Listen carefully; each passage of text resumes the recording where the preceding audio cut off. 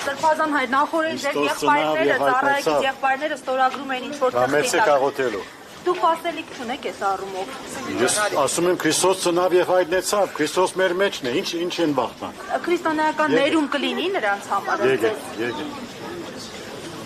Սրբազան, ներման սպասեն նրանք, քրիստոնեական ներման։ Հույս կա, միշտ հույս կա։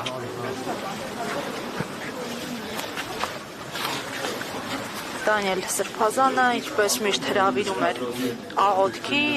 մենք քիչ անց կմիանանք աղոթքին, իսկ մինչ այդ փորձում ենք նաև ճշգրտել Մայրաթորի հոգևորականների դիրքորոշումը, ամեն դեպքում Դանիել Սրբազանը չի կորցնում հույսը, ինչպես նախորդ անգամ, այս անգամ եւս վստահեցրեց, որ հույս կա նրանց հետ ընդունել